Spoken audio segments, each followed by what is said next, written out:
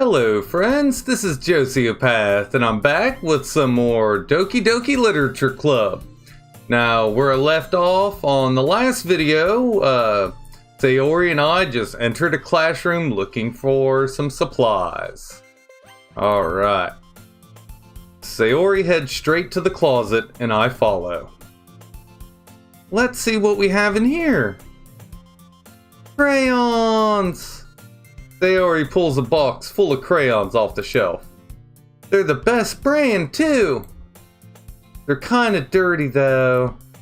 Sayori starts pulling various crayons out of the box, reading the color names. Alright, that's one down. Don't get distracted, we still need to find... Wait, I'm looking for my favorite color. Fine. Then at least move aside so I can look for the poster paper. I dropped one by accident. Smack! Yeah! Sayori bends over and smacks her forehead right into the shelf. She falls to the floor, and the crayons spill all over her lap. Ow, wow. You okay? My forehead. Sayori clutches her forehead. Geez, Sayori. That's just like you, isn't it? Come on, let me see. Then Sayori is sitting on the floor. I grab her by the waist and pull her out of the closet. You have to move your hands, Sayori. But it hurts. Just do it for a second. Sayori slowly releases her hands from her forehead. I gently brush her bangs to the side. Ow! Sorry! There's a huge red mark on the center of her forehead. A bump is starting to form as well. Man, that's going to swell up. I should find you some ice. Sociopath. Where would I even find some ice around this time? I guess a cold drink would do. You don't have to. I'm fine with looking like a unicorn. Even wincing from the pain, Sayori makes a silly joke. What are you saying? I'll be right back, okay? Okay. I pat Sayori on the shoulder and run out into the hallway. I locate the nearest vending machine. What should I get? Doesn't really matter since it will be used as an ice pack rather than the drink. But I know Sayori likes apple juice, so I purchase that one. In just a moment, I'm already returning to the classroom where I left Sayori. She has one palm on her forehead and is using the other hand to clumsily scoop crayons back into the box. At least they were already in the wrong spots before I spilled them. Sayori, here. I hand Sayori the bottle of apple juice. It's nice and cold. Sayori opens the cap and starts drinking from it. Sayori, what are you doing? It's for your forehead, idiot. Ah. Sorry, I forgot. How hard did you hit your head? Sayori places the bottle against a bump on her head. It stings. Just bear with it, it'll feel better soon. Looks like you cleaned up most of the crayons, so that's good. Hey, Joseph, this kind of reminds you of growing up, doesn't it? Huh? What do you mean? You know how we used to play outside all the time? I would always try to keep up with you. You were kind of oblivious in some ways. Like I usually fell behind or had trouble climbing on the things you did. But sometimes when I tried to do things I couldn't, I would get myself hurt. I'd fall, scrape myself, or get a bump, and I would start crying really hard. And you would rush over as quick as you could. You would try really hard to get me to stop crying. It was almost like you blamed yourself and were afraid of getting in trouble if someone found out. Even though it really wasn't your fault at all, you know. Did I really do that? Yeah, you don't remember? Come to think of it, maybe I do remember a bit. I guess I was always so focused on my games that I didn't pay enough attention to you. So in a way, it was my fault. Kinda like this time too. If I wasn't rushing you out of the closet, you probably wouldn't have hit your head. Sociopath. I don't think you realize it, but you're always thinking about other people. Even after all these years. You're rushing to help me even though I'm just being clumsy. You're really a sweetheart. Don't call me that. And I don't really do this kind of thing all the time. I guess when it comes to you, it just feels natural. Before I even know it, I'm treating you like that. I guess that's what happens when you've been friends for so long. Really? Maybe you're right. Sociopath, I'm so glad that nothing's changed between us. Do you think it'll be like this forever? Forever? If I'm honest to myself, there's no telling where we'll end up for college or after that. So it wouldn't be fair for me to make any promises. But, well, I hope so. It's been this long already, right? I can't imagine you ever changing, so my hopes are up. I'm so happy. Sayori has a whimsical expression in her eyes. We remain silent for a moment. She's so silly and clumsy on the outside that when I see her deep in thought like this, it makes me not want to disturb her. I guess we should go back. I don't want to worry Monica, you know. Good luck with that. She's going to see your forehead either way. Not if I hide it under my bangs. Sayori hops to her feet. She clutches her forehead again. Don't stand up so fast after hurting yourself. Well, I guess it's too late now. Anyway, let's go. I follow Sayori out of the classroom. Sayori plays with her bangs to try to hide the bump, but without much success. In a moment, we make it back to the club room. Ah, you're back!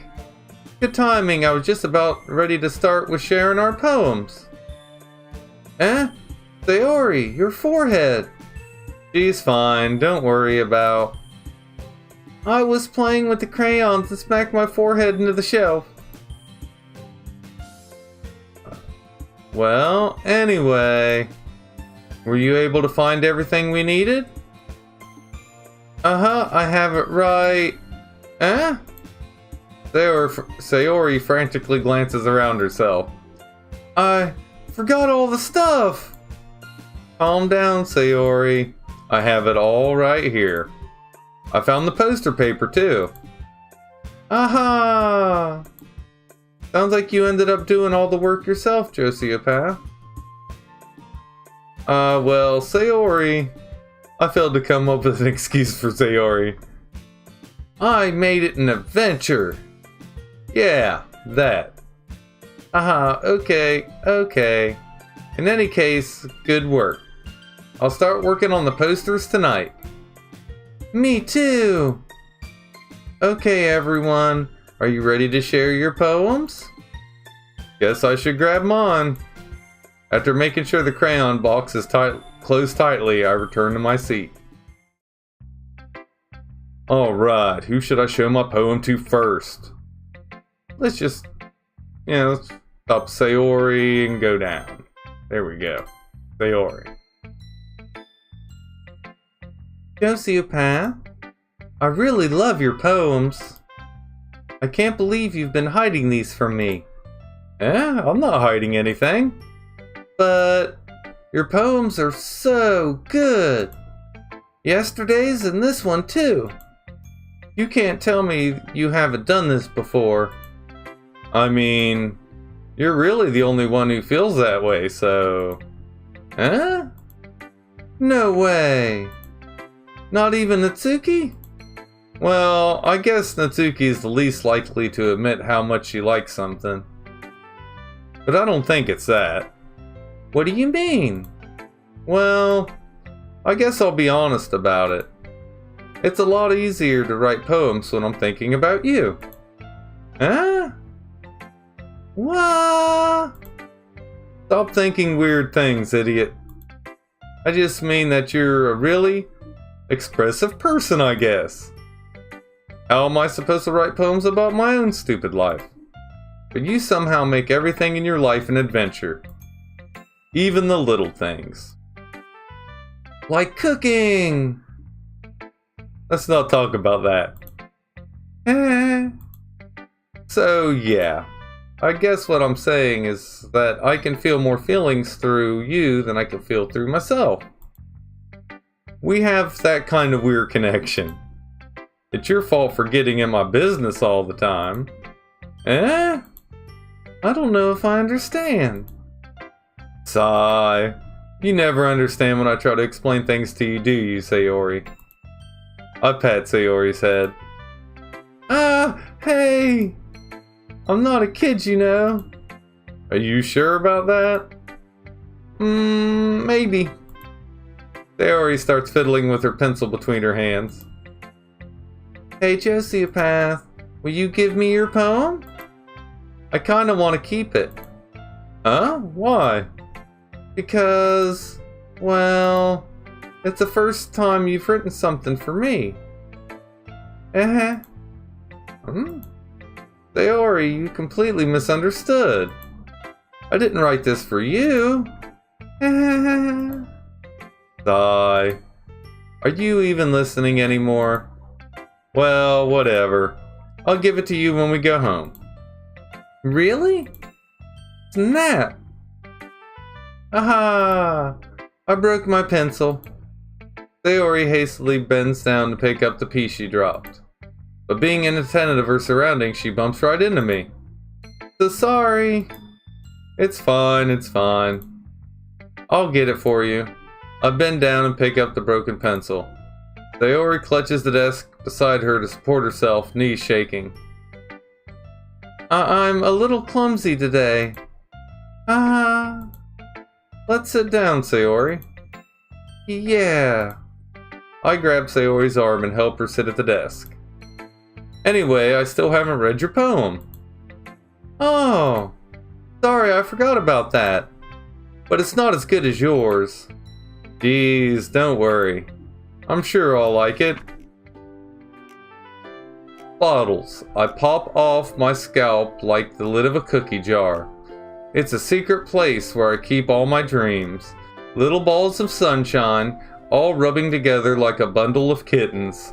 I reach inside with my thumb and forefinger and pluck one out. It's warm and tingly. But there's no time to waste. I put it in a bottle to keep it safe. And I put the bottle on the shelf with all the other bottles.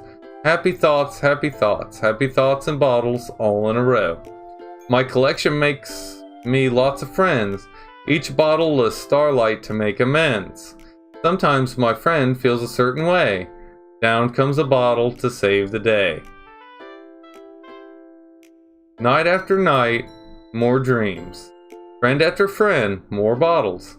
Deeper and deeper my fingers go, like exploring a dark cave, discovering the secrets hiding in the nooks and crannies. Digging and digging, scraping and scraping. I blow dust off my bottle caps. It doesn't feel like time elapsed. My empty shelf could use some more. My friends look through my locked front door. Finally all done, I open up, and in come my friends. In they come, in such a hurry. Do they want my bottles that much? I frantically pull them from the shelf, one after the other, holding them out to each and every friend, each and every bottle. But every time I let one go, it shatters against the tile between my feet. Happy thoughts, happy thoughts, happy thoughts in shards all over the floor. They were supposed to be for my friends who aren't smiling. They're all shouting, pleading, something, but all I hear is echo, echo, echo, echo, echo inside my head. Holy crap! Sayori, did you really write this? Of course I did! Didn't I tell you yesterday I was going to write the best poem ever? Yeah, but I didn't expect something like this coming from you. Monica taught me a whole lot. And I've been really in touch with my feelings recently. I see that. It's almost kind of creepy. Creepy? Well, not exactly. Maybe because I'm so used to you being cheerful. Well, never mind. I'm thinking too hard about it. The point is, it came out good and you should be proud of it. Aw, thanks. I feel like I was meant to express myself this way. It even helps me understand my own feelings a little bit better. Writing is like magic. You've gotten pretty passionate about this, huh? I hope you keep it up. Yeah! Writing's the best! I'm going to keep writing until I die. Haha, don't get ahead of yourself. Sayori's always had a habit of getting obsessed with something before dropping it no more than a week later. I wonder if this is going to be one of those times. But seeing the passion in her eyes makes it hard for me to be pessimistic. Alright, now will be Natsuki. Well, it's not really any worse than your last one, but I can't really say it's any better either. Phew. Huh? Phew? What? Well, anything that isn't a train wreck I'll take as a win. And I get the feeling you're probably the most critical. Hey, what makes you... Wait, maybe that was a compliment. Aha, glad to see someone recognizes my experience. Well then, keep practicing and maybe you'll be as good as me someday. That's, something tells me Natsuki completely missed the point. Come to think of it, this kind of reminds me of Sayori's poem from yesterday. Huh? You think so? Yeah, well, I guess if you've been friends with her for so long, you might be on the same wavelength. But you never really struck me as her type. Sayori has a type all of a sudden? Well, I don't know, but honestly, how can someone so, fluffy spend so much time with someone like you? It's like she's dragging around a dead weight. That was a little unnecessary. But think of it this way, if it weren't for me, she would probably just fly away like letting go of a balloon. You could say we take care of each other in our own way. Whatever it is, I don't get it. Oh yeah, I'm supposed to show you my poem. Here. Amy likes spiders. You know what I heard about Amy? Amy likes spiders. Icky, wriggling, hairy, ugly spiders. That's why I'm not friends with her. Amy has a cute singing voice. I heard her singing my favorite love song. Every time she sang the chorus, my heart would pound to the rhythm of the words. But she likes spiders. That's why I'm not friends with her. Amy has a lot of friends. I always see her talking to people. She probably talks about spiders. What if her friends start to like spiders too? That's why I'm not friends with her. Doesn't matter if she has other hobbies. Doesn't matter if she keeps it private. Doesn't matter if it doesn't hurt anyone. It's gross. She's gross. The world is better off without spider lovers, and I'm gonna tell everyone. Not bad, right? It's quite a bit longer than yesterday's. Yesterday's was way too short. I was just warming up. I hope you didn't think that was the best I could do. No, of course not. Anyway, the message is pretty straightforward in this poem. I doubt I had to explain it. Sometimes you can explain complicated issues with much simpler analogies. And if it helps people realize how stupid they're being, like anyone who would agree that the subject of this poem is an ignorant jerk. Do you know people like that? Of course, it's about how everyone thinks my... That doesn't matter. It can be about anything. I wrote it to be easy to relate to. Everyone has some kind of weird hobby or guilty pleasure. Something that you're afraid if people find out they'd make fun of you or think less of you. But that just makes people stupid. Who cares what someone likes as long as they're not hurting anyone and it makes them happy? I think people really need to learn to respect others for liking weird things. Well, you're definitely right. At least I can relate to that. And I'm sure a lot of other people can too. It's what I do best after all. I don't like writing unless there's a good message to take away from it. Like conveying emotions is important. But I want to make people think, not just feel. Remember that. I'm going to write a good one for tomorrow too, so look forward to it. Alright, now let's go Yuri. Let's see what you've written for today. Well done, Josiopath. Your skills are already improving. Really? Thanks, Yuri. Coming from you, that means a lot. Huh? It's nothing. I'm just happy to help inspire fellow writers. I know you're new to this, so don't worry so much if it seems like you can't get your poem to feel perfect.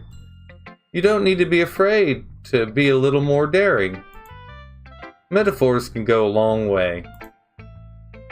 Don't feel like you need to work your brain like turning a bunch of gears. Try letting your mind wander through your feelings. And write down the things you see and hear. That's one way to truly enable your reader to see into your mind. It's a very intimate exercise. I see. That's a certainly interesting technique. Thanks for sharing. I have, well, an example of that if you'd like to read it. Of course. Is this the poem you wrote for today? Yuri nods and timidly hands me her poem. The Raccoon. It happened in the dead of night while I was slicing bread for a guilty snack. My attention was caught by the scuttering of a raccoon outside my window. That was, I believe, the first time I noticed my strange tendencies as an unordinary human. I gave the raccoon a piece of bread, my subconscious well aware of the consequences, well aware that a raccoon that is fed will always come back for more. The enticing beauty of my cutting knife was the symptom. The bread, my hungry curiosity, the raccoon, an urge. The moon increments its phase and reflects that much more light off my cutting knife. The very same light that glistens in the eyes of my raccoon friend. I slice the bread, fresh and soft.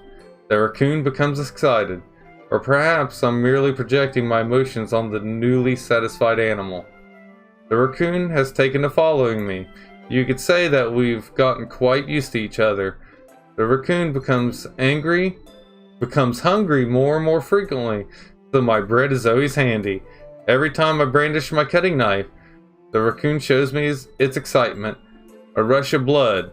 Classic Pavlovian conditioning. I slice the bread, and I feed myself again.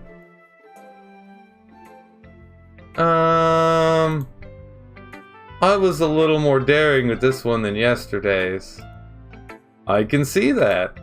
A lot more metaphorical. I don't know if it's my fault, but I can't begin to imagine what this poem's about. That's right. It's a bit closer to my preferred writing style.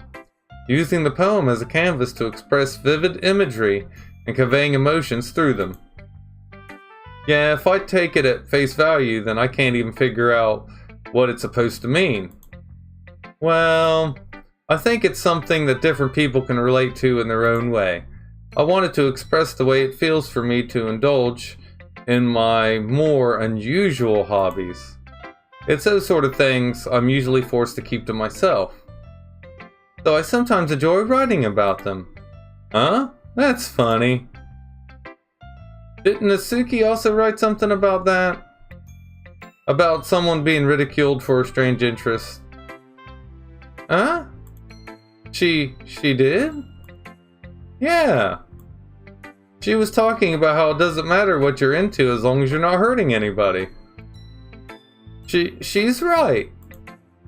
I mean, does she really feel that way? Yeah. Sounds like you two have that in common. That's interesting. To me, she seemed like the kind of person who would make fun of my hobbies. But I suppose that's my fault for judging, isn't it? Please don't tell her I said that. Don't worry, I have no reason to. Okay. Well, thank you for sharing it with me. After all, if I hadn't learned to embrace my own weirdness, I would probably hate myself. I might be ranting a little bit now, but I'm glad that you're a good listener. Alright, this episode's been going on for a while, so I'm gonna save for sharing with Monica until the next episode. Thank you guys for watching, and I'll catch you next time.